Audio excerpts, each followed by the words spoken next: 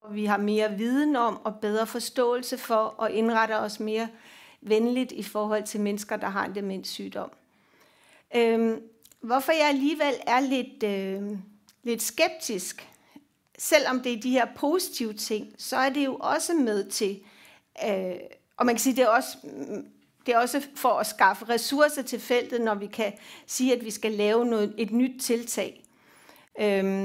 Det startede i 2013 i England, og der er over 17 millioner erklærede demensvenner verden over.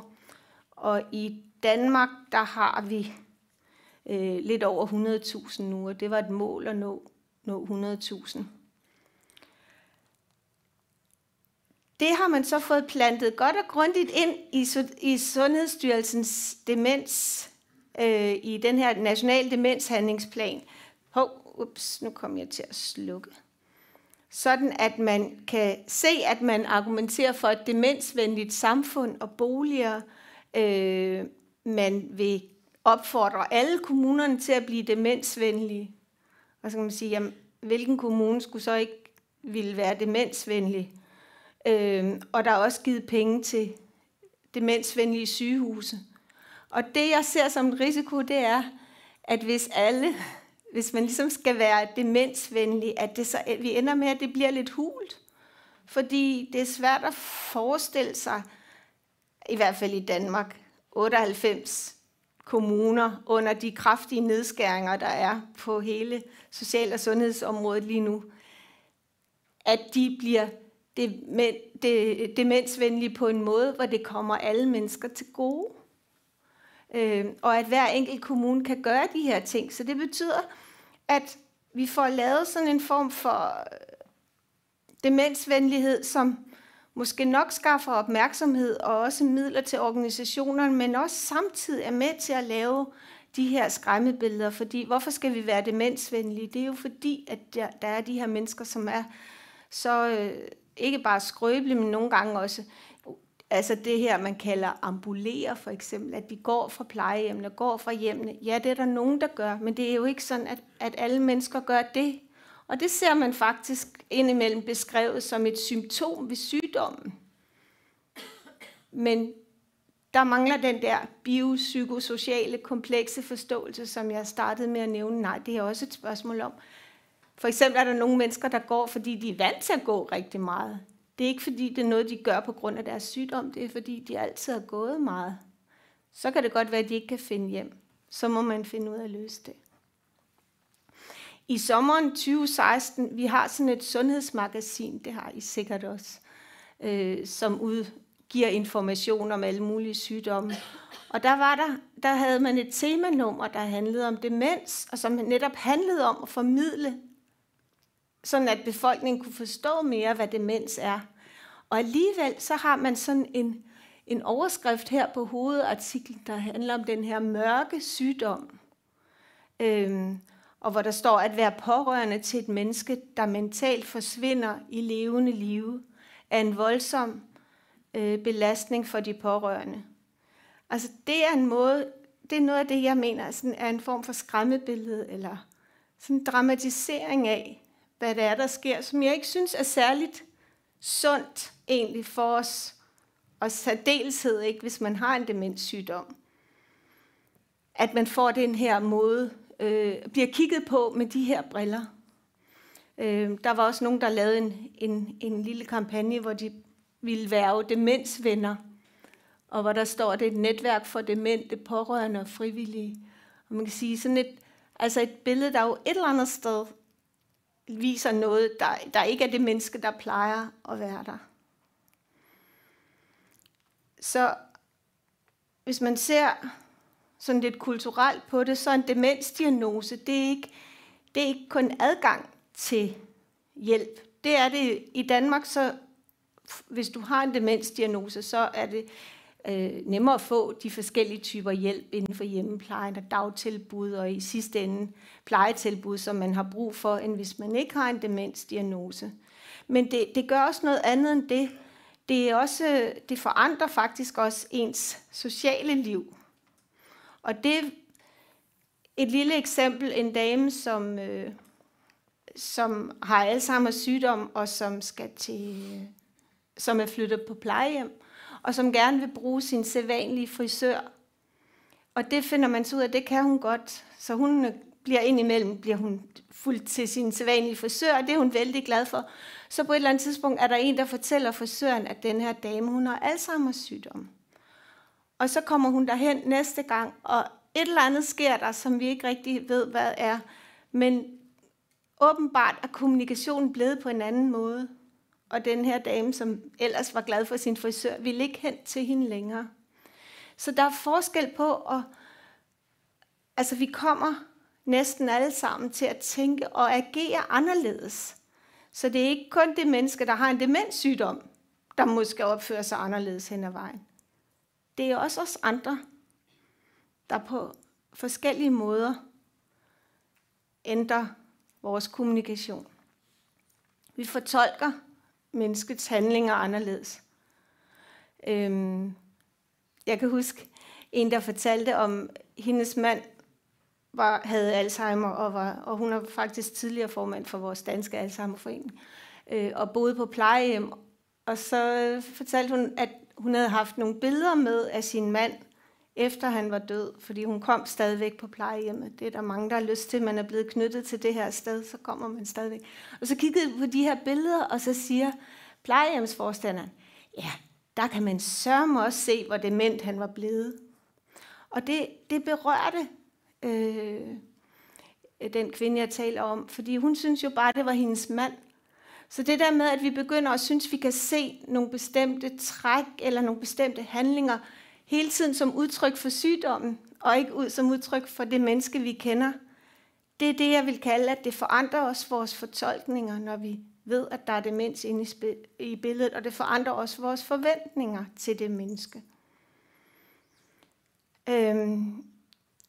I Danmark så dominerer det her med de demente. Og jeg synes faktisk, det er lidt usagligt, at vi bliver... Nu er det blevet sådan et helt almindeligt ord, også blandt fagfolk og i medierne og hos os andre. Men det er jo en meget generel måde at snakke om mennesker, som har en sygdom på.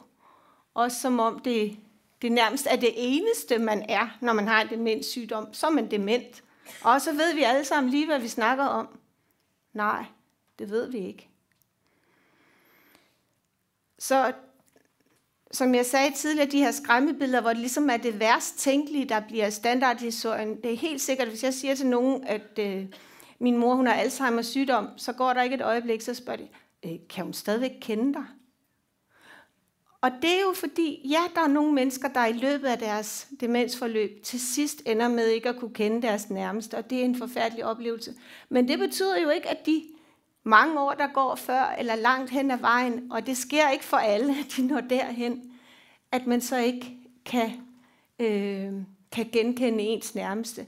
Så det, jeg mener med, det bliver sådan en standardforståelse, at hvis man har demens, så kan man nok ikke kende sin nærmeste. Nej, det er vores frygt for ikke at kunne blive genkendt længere som sin mors datter, eller sin mands kone, eller hvordan det nu kan være.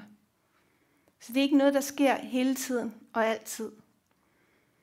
Og det er ikke godt, hvis vi ender med ikke at se de muligheder, der er i vores liv sammen. Og det kan også betyde, at når man har en demenssygdom, kan man jo også komme til at skamme sig over det, fordi det er fyldt med så mange negative ting. Og man kan blive bange for, hvad der skal ske på en måde, som måske rækker ud over selve sygdommens forandringer. Ja. Så altså, på en måde bliver vi delt ad. Altså dem, der har en demenssygdom, og dem, der ikke har. Ja, der kommer sådan der er nogen, der er de normale, og så er der nogen, der er anderledes. Og det er jo, en demensdiagnose er jo en forklaring på nogle forandringer. Men det er ikke noget, der kan udsige, hvordan det menneske lever med sin sygdom. Det kan man kun ved at være sammen med det menneske, kan man faktisk også være med til at påvirke, hvordan det menneske lever med sin demenssygdom. Og derfor synes jeg, det er rigtig vigtigt, hvis vi tænker på mennesker, der har demens som en del af os alle sammen. Så vi ikke får lavet det her, også dem. Det er også derfor, jeg er lidt kritisk over det med venligheden. Fordi, som man siger, man er handicapvenlig, eller man er demensvenlig, eller altså, så bliver det lidt som om, at så er det alle os, der ikke har det her, og vi skal være så venlige over for dem. Men venlige, det bør vi jo egentlig alle sammen være over for hinanden. Så jeg synes, det godt kan være med til at skabe den her dem og os adskillelse. Så hvis vi i stedet for prøver at tænke på, at jamen, vi har forskellige problemer, vi har det her liv, vi har sygdomme, vi har et sprog til fælles, og prøve at få det bedste ud af det, og ikke komme til at tale om mennesker med bestemte sygdomme som nogen, der er på en bestemt måde, de demente der. Så hvis man tænker på sådan den psykosociale dimension af vores liv, så er der et begreb som social responsivitet, som handler om, at vi alle sammen har behov for respons fra andre mennesker. Vi har behov for, at vi involverer os i hinandens liv. Vi har behov for, at der er nogen, der involverer sig i mig, i vores liv. Så hvorfor er det nødvendigt med alle de her demensfortegn? Demensvenlighed, demensegnede byer, eller boliger, demensbyer, demensfilm og demens, jeg ved ikke hvad. Fordi hvis vi sætter det ord foran, så er det ligesom om, så bliver det jo sygdommen, og de ting, der er knyttet til sygdommen, som i høj grad, som jeg prøver at sige, også er sådan nogle skræmmebilleder, det bliver dem, der træder frem. Snarere end altså det menneske, som vi jo i bund og grund kender og holder af, eller skal arbejde med. Og det er noget af det, der er en nu afdød teolog og psykolog, som hedder Tom Kitwood, som jeg er sikker på, at nogle af jer, der i hvert fald arbejder med demens, kender, som har formuleret altså for 30 år siden, at det er utrolig vigtigt, at vi tænker på den her simple måde, at vi tænker, at det er et menneske med demens, men på den måde, at vi siger, at det er mennesket, der har demens. Det er ikke demenssygdom, der skal være det fremtrædende. Det er mennesket med den her demenssygdom. Ja. Og sproget har en magt. Altså, vi skulle nødig ekskludere de mennesker, vi faktisk gerne vil være venlige over for, ved at lave for mange barrierer, hvor vi skiller os ad, i stedet for at se på det, vi har til fælles. Og sådan som jeg ser det, så er det jo godt, hvis vi kan forbedre vilkårene i vores samfund, sådan at det kan blive et godt og inkluderende samfund for alle. Også for syge og gamle mennesker, også for dem, der har en demenssygdom. Kan vi lave sådan nogle samfund? Kan vi lave sådan nogle byer? Kan vi lave sådan nogle bygninger? Kan vi lave sådan nogle foreninger? Hvor vi alle sammen kan være med de både handicap og plusser og minuser og hvem vi nu er, gnavne og glade. Så jeg synes, det er godt at tænke i en bane om, at vi sammen finder nogle veje i sygdom og forandringer. Altså man arbejder også sammen med de mennesker, der har demenssygdommen, som jo også er med til at vise, hvad er det, de gerne vil i deres liv. Så man kan prøve sammen at skabe mening i det ubegribelige, kan man sige. For indimellem er det ved Gud svært at fatte. At man kan bære det ubærlige sammen. For det kan også føles helt ubærligt nogle gange, når man for eksempel ikke bliver genkendt af sin egen mand. Det er ubærligt i situationen. Så vi kan udtrykke, hvem vi er over for hinanden. Tak for nu.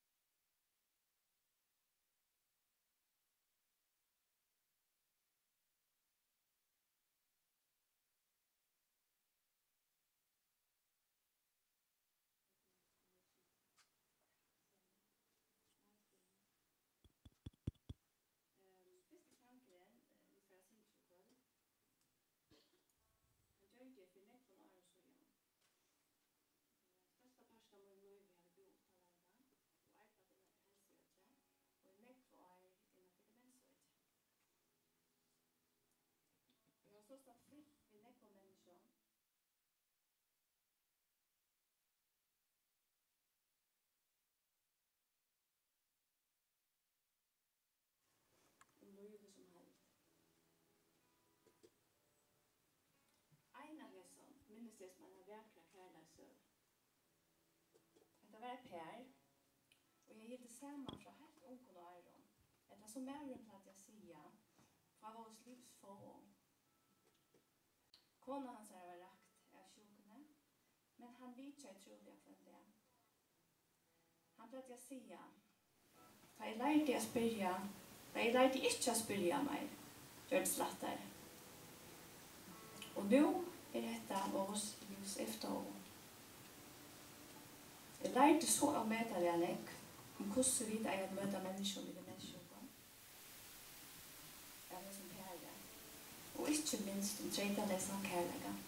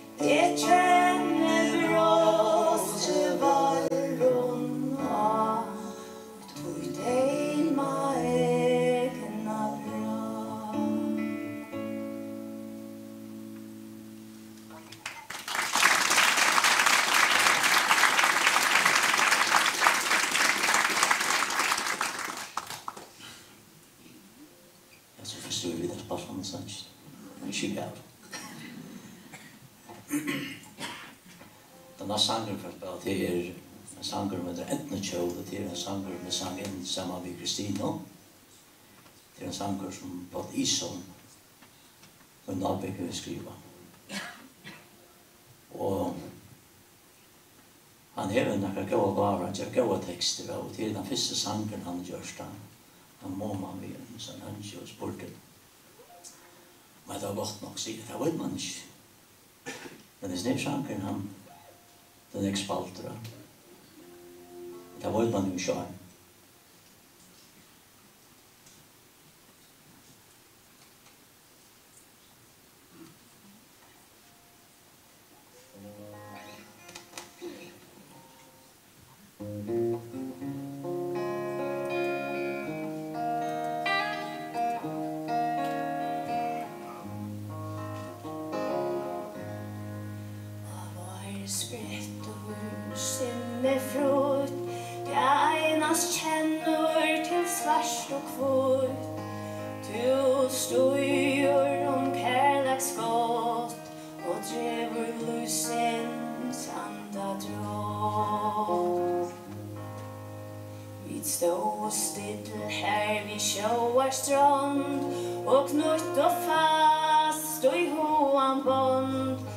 Skapte sälas öta stund vid läska kunde kvar sekund. Luvia den och spel allt du är trollens nära visst nyckla fel akvarium talet du länder av du ej kan svida för en tag. Minnes tu ta vi sommar sol Rådde och kom byggve bo Här vi börs kondo täga av Ödlon tog som kädigan Och i löton myskor vi okkom bär Du iva just kviar löjen bär Myrskat havet berstiver lag In til solen adelsson Løyvia den og spell alt du Her trollets næra visst nykla fyr Akvarium talet du länder av Du ej kan svida för en tag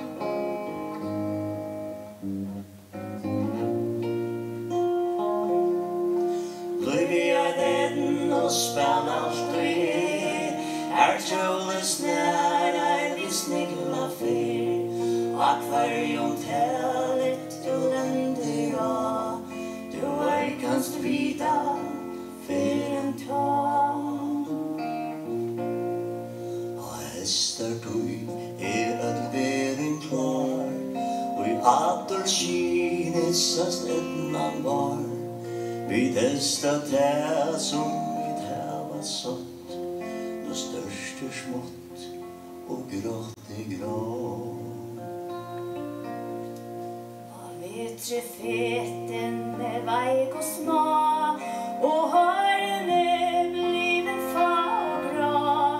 Vi tackar fyre hästa stund och ställna tryck och annan från. Och spell allt du Här trollens nära visst nykla fyr Akvarium talet du länder av Du ej kan svida för en tag Ej kan svida för en tag Så det är löjligt. Och de där går det betalade man ändå.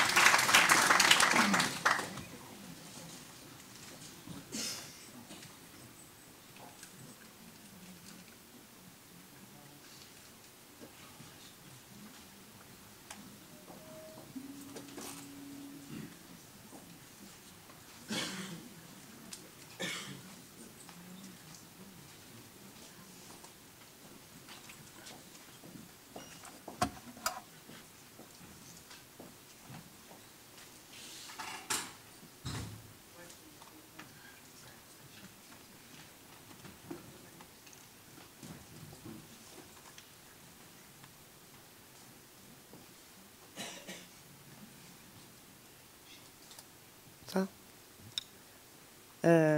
Tusen takk for det. Virkelig vackre sanger. Han sunget deg ikke vel? Fantastisk. Og jeg vil også si tusen takk, Kristine.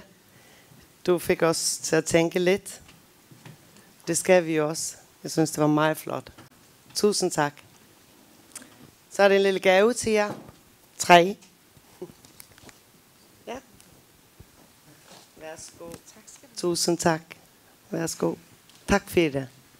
Så er det en pause. Det kunne ikke hjelpe til noen, og så vi setter spørninger til deg. Og smærene her ved siden av her kaffe og te og kaker og frukt. Og vi tar en stek og 20 minutter. Takk for det. Jeg starter med å få en årsak. Bant i det.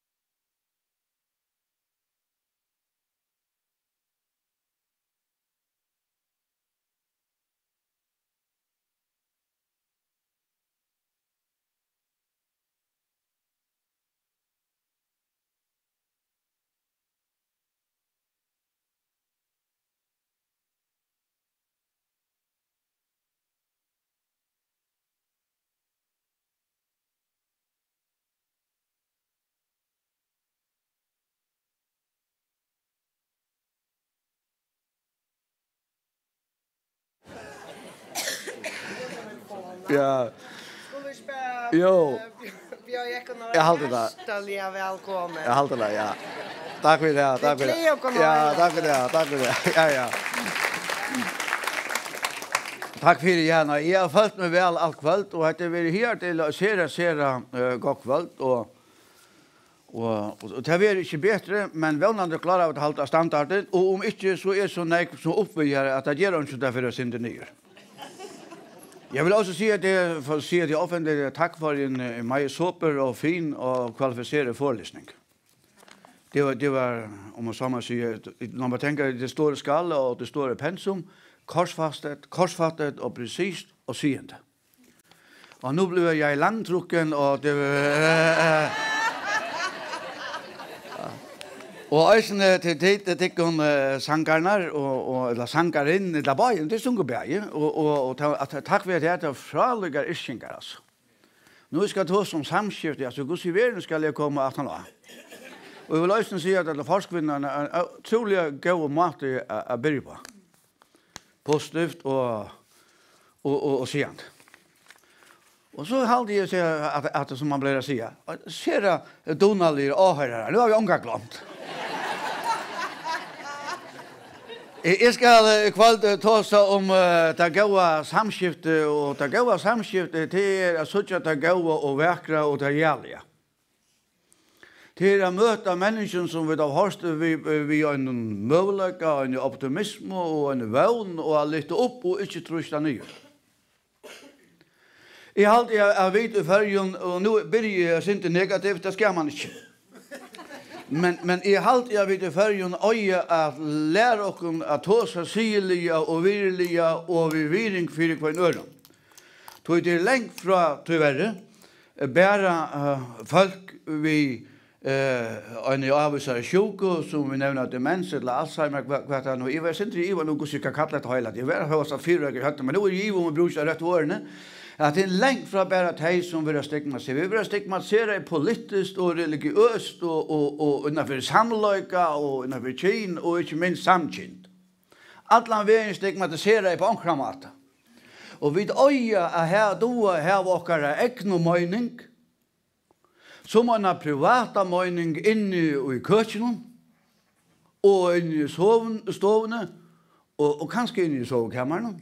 Det är upp till tycken. Och istället för att lägga allt ut av Facebook.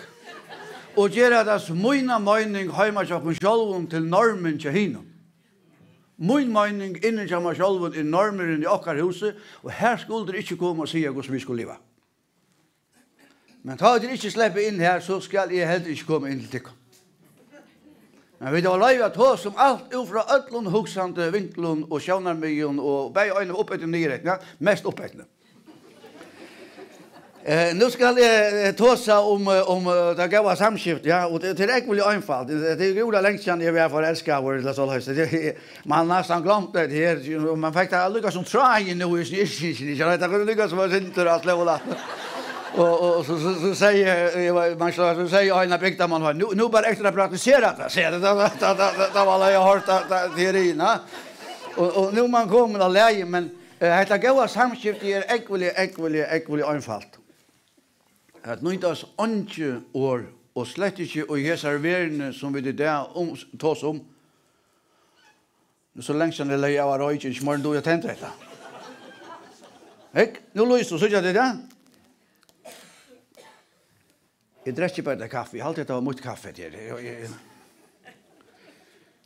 Så jag det ljus, ja. Och tänkte ljus och det leja kväll, söndag kväll och det är ganska många morgon. Och vi sitter här och äter natter eller morgon med vad tog jag dagen där. Tänder ljus, man behöver inte säga. Hon sitter här och huxar, eller mätchen sitter här och huxar. Hever han virkelig tänder ljus för mig? Eller man kan helt ära briller på, helt andra tonal på och man kan vara bäg och ett och annat och vara tuttor och övriga och allt det där.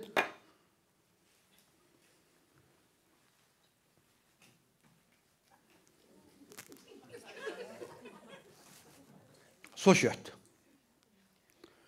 Alltså månaden mittlen av kvöjtjön av kärsto, eller av slötjö och ljus, det är en hårfin balansa.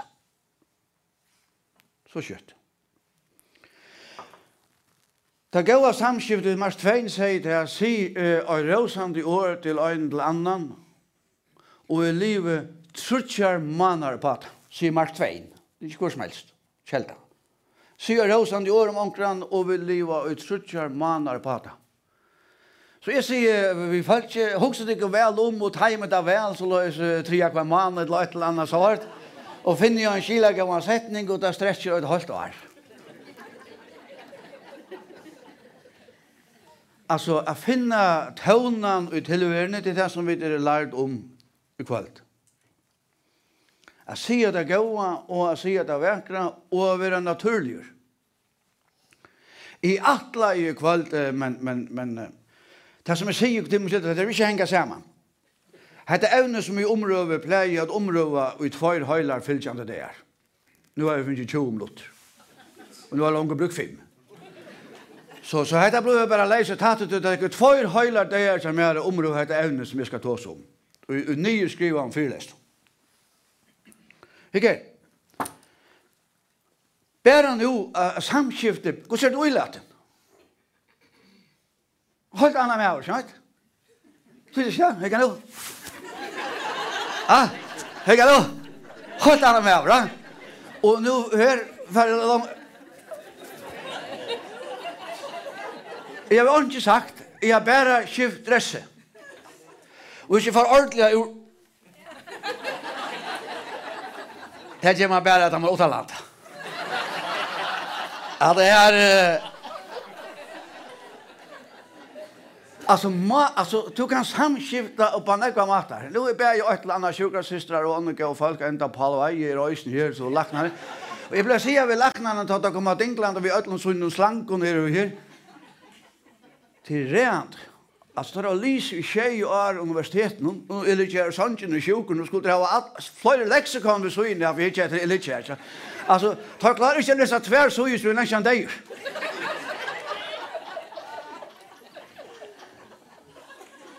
Och alltså hur ska kommunicera till vad? Nu tar jag det hemma att han kommunikerar på det, ja. Ett lag vi hade det prästen lägga som gäng här och det gott att jag var inte det måste skilja höra. Att vi möter upp i kyrkan som har fått långt i mig allt arbona.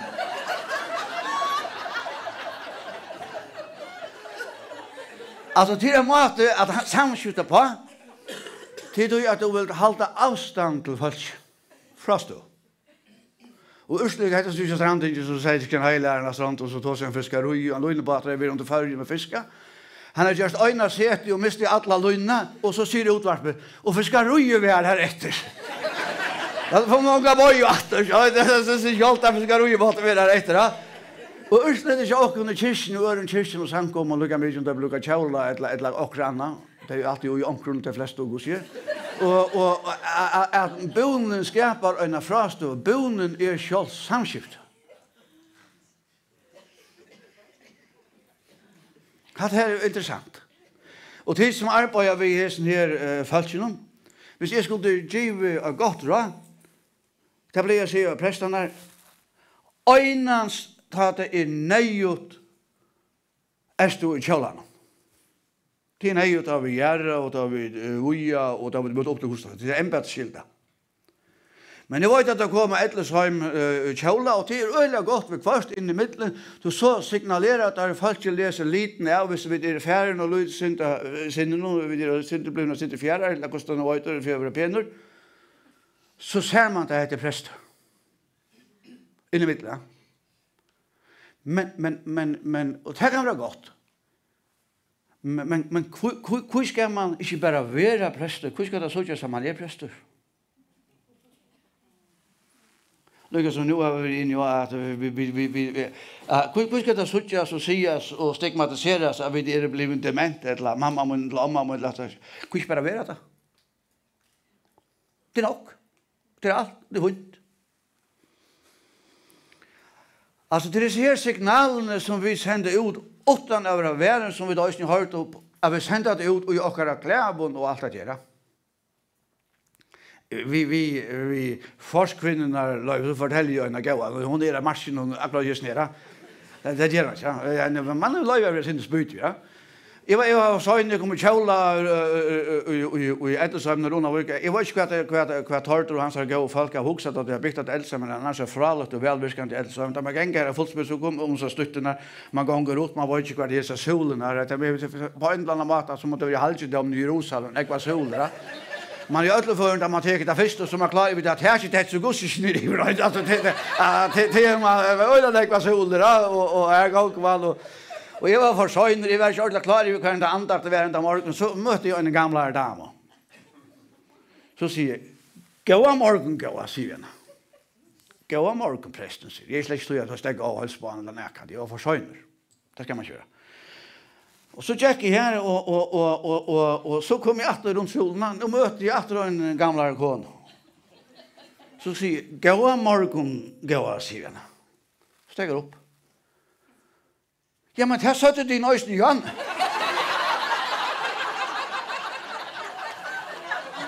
Ja, vad säger man så? Så säger ja, men bete tvär för en omgång. Ja, det kan vara, säger hon. Det kan vara. Men lät det inte vara trygg så ger jag att. Då gör ni så här också. Eller ungen är hemma. Du vet, tvärfärgerna, det var okej, men tryggfärgerna, så var galet.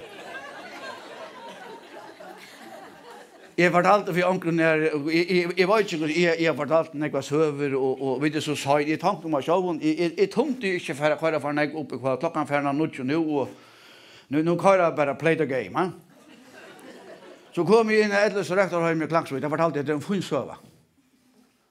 Jag stod ju in i lötena och tåra ver det här samman vid hemmen som man är samman vi. Och på torra premisser, inte på mina premisser. Jag är akademiker. Jag måste säga att annars var det inte alltid. Alltså, jag var inne i löten på torra premisser. Så kom vi i Kjell och Kräv och allt i Klagsvik. Så ska det vara Klagsvik till så en avskriva lov om det. Jag vet inte om att skriva, men det är så sitter man om klappskinkaren inne. Men jag husker en avskriva lov att man ska vara i Kjell att man ska vara in här och prata och hålla en antak för falsk som är intervallen av 4-100. Så kom jag in här och säger att en familj i Klagsvik som är öle gå vi. Det regnar väl gå i allt, men som är som man känner bättre. Och det var ett och sist, hvis jag minns rätt. Det fick gå all demens och i intervallen om 528. Så en av mina vimman, det är Johan Jakob Hansen, tandtekniker i Klagsvik, hvis du känner han. Och så säger nu kommer jag ut av vidare, jag var en Arne blev gjort. Han är sista söna som bor i norra vi och hon är färden om trus och han är henne vi. Och så säger jag kan hette sönaste för i ute och vi Marie och det tar gärna sina strontorna. Arne i Örvis och så säger han några år att jag tar mig inte det var ordet sjöman av alla att det gick inte kväll. Och att det sönaste för i inte tyckon var i Jordan precis som man sa. Så kvar du ut en minnesfärden där självat några strontor och du tänka ta grät systern. Det är ju tutju systern. Nutju är blivit fjär så det som man säger det. Som du hör det så sa du att Jakob bror han är längt av det. Är 4 år under 5 trus så är 4 år rätt. Det är 4 år det gick och hon kom i samma båt. Nu är det ju så alltid antakt för här Johan Jakob Hansen tandtekniker i Klagsvik i Kjærstadur och han sitter vid en stol här och fyller. Han är främst snurr. Prästen kommer in anta flera sankar och hållt kör där organisten sitter och spelar där och allt det här. Vi skulle föra bo av Guds år. Och så ger man så till för och nötter. Så säger jag, no, Guds gånger. Nej, det är inte, nej, inte känna. Att det gånger inte för ska röjna. Så hickar han på mig. Herregud, säger han till mig, du gånger i kjola. Du borde komma vid en tur. Här är ur kjolan.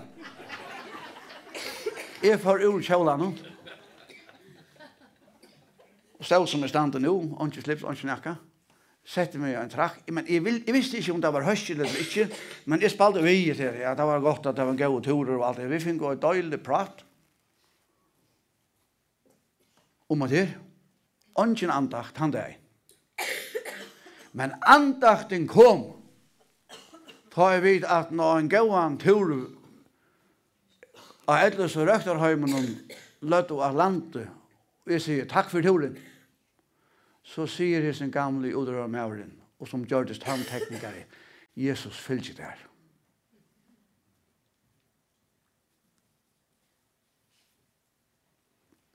Antje ble jeg røyen, først i øynene løren. Andakten kom.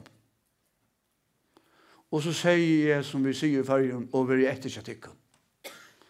Det var andakten, Altså, at vi tårer at herre borster ur okkar egn og fætan, og okkar egn og profesjon, og okkar egn og heimagjørt, og atlander om hett og atta.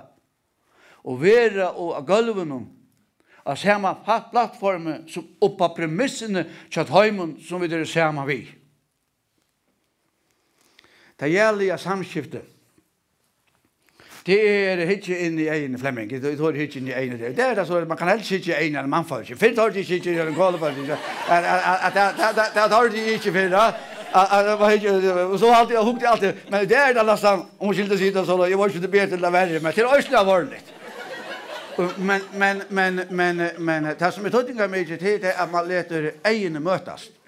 Jag tror vi det hittar in i egen till samtal. Det är det goda samtal. Hittar in så jag det går. För det är att det är verger. Prästen har några goda dikter men det är också några fejler. Då är det att så vi folk bäge folk som har demens och andra är så sera fein om att det är höstmorgon då är så mycket starfolk i allmänna versen till kaffe värsta ute nu. Och det nu har det gjort brödingar. Jag vill inte bröda alltså och inte vad näka men det görs några brödingar och det som är det allmänna verset är att så mycket starfolk kommer vi hesen och kara folk ja. Halt för hörliga gåor. Så säger man det här så överna först. Så säger vi ena nu nästa hösten. Det dåligt så jag det kom.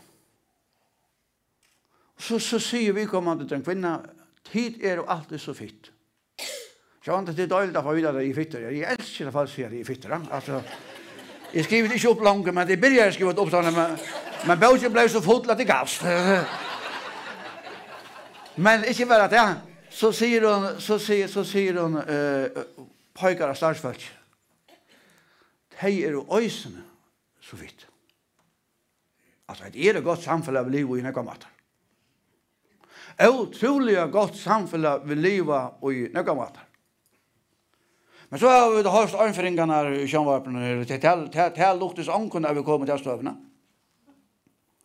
Så är det sagt. Jag skriver en hel andakt om det. Alltså det är helt katastrofalt att gör och betong via mera och i färgen en människa. Och så sättningen att det bara är 4, tror jag, 3 stycken. Utanför huvudstaden som har väntat troblöjt, som om 80 var nog. Alltså så har det faktiskt vid att ta som alla skulle vara kort av malskola. Allast att tosa. Vi vill för tajmen man tosar om. 8 folk utanför huvudstaden är 8 förnäck vill ha per. 3 vill ha höra, i 4 förnäck. Så stort. Så kort. Det är inte det goda samskift. Okej, journalisterna är ju alltid efter och i en trångare löt och det känner jag av och till. Men så säger man att det här är om att snå sig. Det här är om inte höjra spåren, inte? Det är så männen har så förhörläringar att hos kvar sidan. Så får man från säga, "Vad var det du säger?" Jag sa, "Nu täskar det så gör du bara 2 sekunder efter." Så säger han, "Jag heter väl så där." Alltså man ska inte svära ödlor, så man ska då affära vid journalisten och låta ta spyrja och självor säga det som man vill säga. Låt ta spyrja är svära. I har lärt det här till sådana svar. Och då går det inte bara illa. Hygger, det är vad vi säger. Prästen har väl några dikter. Men så täcka då Flemming kom upp här. Kom ner. Så täcka då och gå att det är samskifte. Så täcka då handen av folk så jag går sånt där pratar vi till. Jag får det så jag kan inte så fint det ut. Det är här alltså egen mötas överhuvud. Det är inte handen av Flemminges, så är det hånden det inte handen, så man får inte få att det fram som det vill, ja. Hvis det ikke tog jeg bojer, men så får det bare lus etter døver, det er helt ikke galt. Altså, tar du tås av i fall, så måste du sutte inn i egene, og nu er jeg entertainer. Det er veldig så gammel, dødsdriven og isnere. At jeg halte i håndene, hvis du kikker på meg, så halte jeg bare inntil du kikker på meg. Ikke sant? Og så møtes egene, og så slipper jeg atter. Er det vi kan gjøre? Det er suttja mennesker. Takk for det. Det er suttja mennesker, merkja mennesker, kvittere at det er her, fikk man å gjøre. Så løs kunne vi, nå bruker jeg et år, jeg vevner til rett. Så løs kunne vi samskjøtte vi folk som er minnesveik. Vi er innom. Vi er innom. Vi er sansen. Bare vi er vera. Og et eller annet vi kopierer av Willem Biskop, vi klemmer bare alt som kommer fyrt, altså. Vi klemmer bare, ikke sant? Av alt folk som er fyrt, det var bare klem, altså. Ikke sant? Jeg kan fortelle det var en jeg var slett ikke klokken der nu, men så man ikke, hun ganger og lykker vel. At det her, jeg var øyelig sjukker innenfor. Jeg var ofte sjukker. Jeg faktisk var sjukker alt mine badnar. Tog jeg ikke alltid toppik på. Onkel sier det ikke bispegång og toppik på. Så sier det halda tid, det halda ikke. Jeg gen ikke toppik på for at den ene cellan innan her kan fungera. Så gen ikke toppik på. Lukka mykje hvor heldur at det rikkar eller ikke rikkar. Altså det er også en stigmatisering av biskopen før ikke kan genge havnagøten i toppik på. Altså hver stendet til at det stender gos ikke i Bibelen, så vidt leser vi. At det her, så er det øyla bensin, la her sjukosten i Klaksvik, heter så Klaksvik, men det er alle stedene så og det var øyla bensin, og jeg tror faktisk at det døy. Og jeg måtte døy. Og jeg tenkte meg at jeg måtte fullt hus av bøtten og kone, som var sjuk, og jeg har krabba, og jeg har diskprolaps, og var han kjeld, da. Så litt jeg her og tenkte meg at kanskje du dørs fra til folk. Så kommer en sjukrassiste til meg. Samskifte, jeg sier at det går i søvnene. Det er det som gjør i kveld. Jeg klarer ikke alt. Jeg halte meg til at jeg latt i kveld. Men himmelen, hvis du morgen halte at han ikke sier, så er det galt til. Så det er øyelig vant meg ikke i morgen å si at han sier ikke. Nu har vi avværet det. Det må du ikke skje. Så vidt alt som er her at det er galt by. Og jeg var øyelig bensjen og la her sånne, og så kommer han sjukasyster. Og det stendte skriva på øyne stedet opp overlig og nedlig hva han sjukasyster har løyve til og ikke løyve til. Vet du, vi har fortalt for en 300 sjukasyster som var selv mener for det. Det er månt og døy som det grinn. Da spurte når jeg ble sjukere atter. Og så la jeg her sjukere og jeg ventet for å dødja. Så kommer han sjukasyster til meg og gjør meg et ordentlig klem. Ordentlig kvinneklem. Så det som jeg opplevde det, og jeg finnes å definere for ørene. Og det hjalp det, men det hjalp ikke noe vel. Og så kom hun bare opp i sannsjene. Da ble det ordentlig godt. Altså, hver marsj, altså, gå så lenge kunne vi fære, og gå så lenge fære vi, og så hver marsj, ja. Jeg sier ikke at det er oppskriften, men nå er jeg en abbadøyte som er salalig sjuk. Jeg vet hva det er at strues vi annan vers. Leif og Erika. Ta var det salalig sjuk. Det er en søyer og herre kamper. Jeg vågner at jeg er i ordan. Jeg kan ikke si at jeg som biskoper, selv om jeg nå langt har sagt nek for nek. Men jeg kan ikke si at nek morgen til så kommer det etter meg. Jeg er for unger enn jeg vil fære fra ved 3 måneder. Så om man 2 år vil man mer mot. Altså, hver menneske? Og som jeg pleier å spørre politikerne her, til snakk om vinnerløyv. Til hvert og 4 kvann vinnerløyve. Fyre noen røyk folk i Färjön. Fyre noen røykere bygder i Färjön. Glem meg, det måtte skygøte. Og fyre røyk folk i Färjön. Eller det fyre folk? Og hvis du spør meg, så må det være vinnerløyve og alle andre aktiviteter i Färjön. Han vil i vinstra hattler, eller høyre hattler, eller midten av det ene som ikke er mine langer. Det er bare øyne sore som er mine langer. Men lukka mye om du er til høyre, eller du er til vinstra, eller du er til midten, ja? Så er alt vinnerløyve og alt Färja land, 4 Färja folk. Vi tar med en avbjøving som Färja folk har haft. Det gav samskiftet. Jeg skal si at det kunne øyne hvordan jeg gjør det. Jeg vil nesten si at det er ikke som er så vel av bostadsvisa politikere. Lukka mye under høyre vent eller vinstra vent, eller de unga vent, som mye triller rundt om og som man sier. At ongan tog møte en politikere ved en gav samskift. Ja? Hvordan politisk samskift er det ved myndelagene? Jeg har skoj for politikere. Det er ikke flokkene fann frem som jeg har kausja.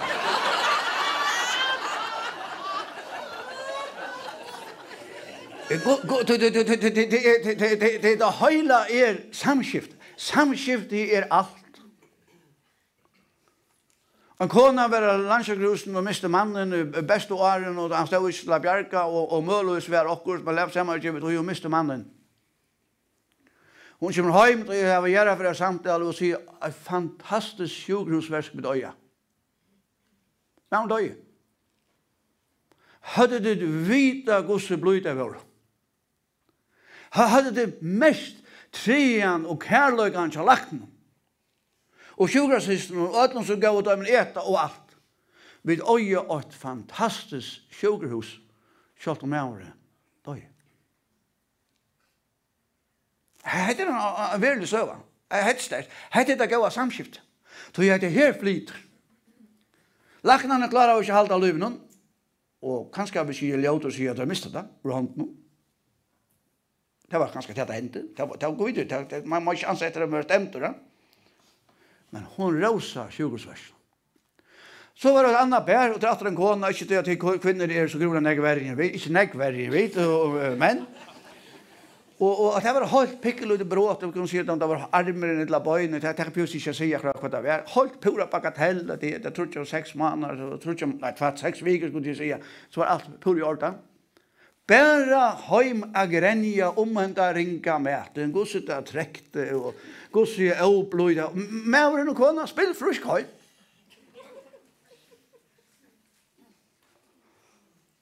Altså, det som var jeg, det skulle gjøre, fortelle det gode søvnene som Erik og Leif. Det gjør ikke meg nevnt ikke, Leif. Jeg har nevnt ikke noen andakt. Jeg har andakt av overtan i det nevnt. Jeg tog seg vidt i arren. Ja. Og som tid, tåra støtta deg fram, tåra være gulden. Etla, hvis jeg nevner en av tre som tålte Paul Veie, han sa omtale av kodene. Så kunde jag bara sagt amen, det så inte man säga. Men det drejer det ut för något sätt. Hette är det gåva samskiftet. Ta det hos politikerna nu kommer det. Oformell snack, ångat det helt uppskott. Av första funden så vi har huskott. Hur skulle jag då i några? Ja, så det lever en själv då tar det vill jag ju det kostar så jag det. Och snacka det. Inte få löjt uppskott. Så spør jeg deg, hva skulle jeg gjøre det? Nei, det skulle være brått, såleis og såleis. Da politikerne halte at det skal være brått, såleis og såleis, så brøyde det hvis ikke legger i det ene, og hva er oppskuttet i sted, så halte det at det selv har funnet alt. Altså, samskiftet er alt. Maten du først ved folk, du tåser ved folk, tåser ånga det nyere folk, og jeg vet ikke, det helder ikke opp til folk. Tåser vi folk. Det er en kona som heter Ellen Holst, jeg tror ikke jeg leser, hun heter enten Kirsten eller Ellen, det var 2 systrar, Kirsten Holst, Og dette har vi lyst i familjejournal. Så heter det allutdant. Og hun har skrivet en bok som heter At dømes verdighet. Vi som vil ha rakt av øynene at døve verdighet. Vi skulle ikke være, det var akkurat finnes jeg vidt om, vi skulle ikke være mennesker at det er dørst. Altså, men vi dør ikke alt vildt sagt. Lykke mye om man sjuker eller frusker.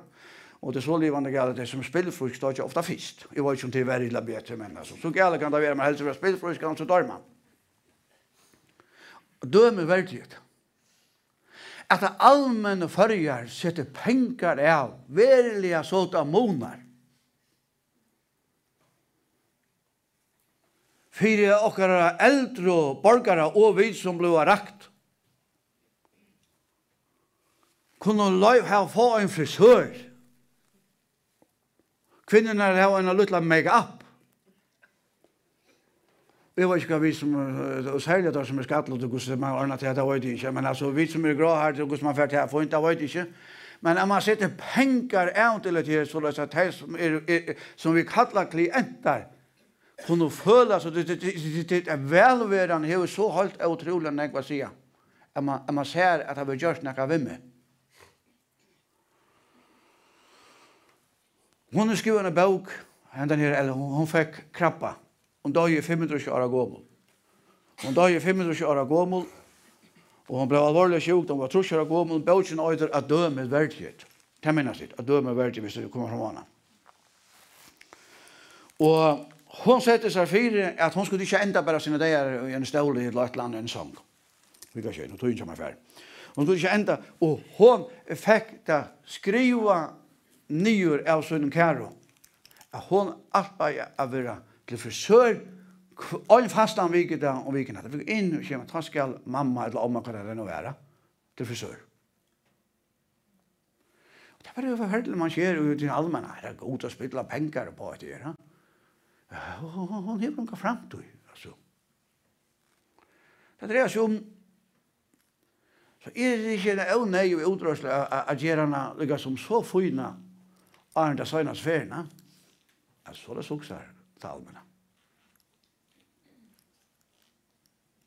Tror jeg. Jeg kunne nevnt forferdelig enn jeg døme.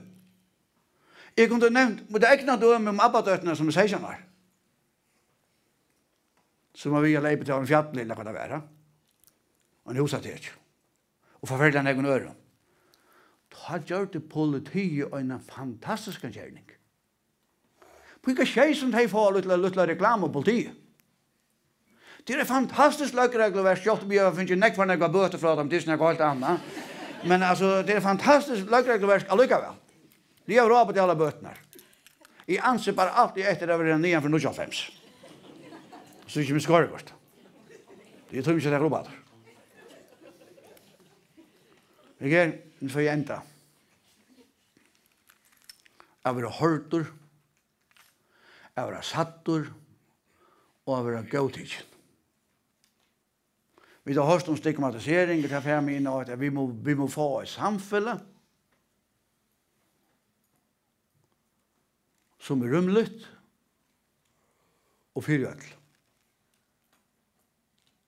Det har vært så folk vi heser i avbjørnene, eller folk vi heser i avbjørnene. Og fyrir å få et samfunn som må vi lære å ta seg. Det er tøtninga mye. Jærlig tala. Vi må omtala de eldre og de som har seg vekkust. I her, nå er det anføringen sitter her, og ja, flere anføringen, flere kallige anføringen er her. Og de kom her, de har haft en så god søknaprest, som har lært deg å huske menneskeslige. Ja, kjempe så just. Vi har haft et Ronavik, eldre røktere med Ronavik, for jeg kom inn og provokerer kyrkasisten her. At nå har vi haft en allmenn debatt ut i før, og nå er det ljøter. Vi var kommet til støv, og vi tatt en øyne nekk, og brukere som bare søt og hugde opp etter, ja. Så er det. Nå gjør det aldri etter, for at de skulle høre hva de sier. Men vi skulle ikke stigmatisere det heller. Og det var ikke penger og ikke hatt, og det var en oppsakna rundt det. Så sier jeg bare med løyerne ved det. Vi så renner ikke bare en sprøyt og lærer av dem, og så Så här har vi ganska råd en 2 starfolk att rätt så släpper det fra för hem kött. Bara spröjt och lära så det går kött. Ta alla sjuka så ta får upp. Så man så säger är det inte bara att här vi ser på en annan måte. Ty rom gjorde man av i trälnar och humanen hat man kortade bara ut bökaren och gav dem det sketa. Men det var äckligt humant. Och inte vara slitner eller bokar eller näka, man kortade bara ut gären och gav dem det sketa. Och då har jag att skriva en fyrlästen i huxa i djupt och en lötto. En öra lötto det går till bil. Så skriver jag en sättning och så i livor. Skyltar nu är brukt i fan i betyna. Det gör jag inte, ja? Nej. Titta ganska lugga heldigt som prästerna att vi skulle slarpas för söndag. Det är det så helt. Att det här... Jag huxa i djupt en sättning och nu om jag när Karl de Bailey skulle ta sig kvärt är det vi välja i färgen. Hej det som jag har lärt oss om. Det ändrar vi bara en stora överskrift. Så kunde be mig om mattor. Överskriften Joa Solajus är att överleva eller leva. Vi lustkvalitet. Nekva matar i färgen, da er også politisk. Vil jeg vel ikke ha at her sida at i åken er nekka døyre i hungre. Er nekka døyre av enum. Vegna heimbøyle, manglade bøyle og forskjell sort. Men det er jo nekka vitta. Vil jeg vel ha folk at iverliva eller iverliva og liva. Nu stannar det blå kvalitetrysen. Och nu får jag ända till kvalitet kommer. Kväll vill jag vet att jag skulle överleva eller leva eller överleva fyra leva. För blå plopp, ambulansen öler det och något runt om och folk blå plopp. Ut av landsjukhuset, nu säger jag att det är så löst nu och det är något söver. Jag bor ju ett uppvägning halvt år sedan. Är det godt att man svisat. Allt för uppa blinka för jag överleva. Men få blinka för jag leva. Alltså du hör nu spuskar han pennen mitt i det hela. Och jag halte jag vill inte bara skulle lägga liv, när vi inte skulle lägga år till liv som det har sagt det är så populistiskt. Men vi skulle lägga liv till år. Inte år till liv. Jag säger helt ärligt, jag vill fint att jag 8 år gammal. Att nå kvalitetsliv än att bli 100 och ja, jag vet inte vad det blir. Låt mig nu få säga mer där och inte innehåll i nökna. Helt ärligt. Alltså det är klara affärer.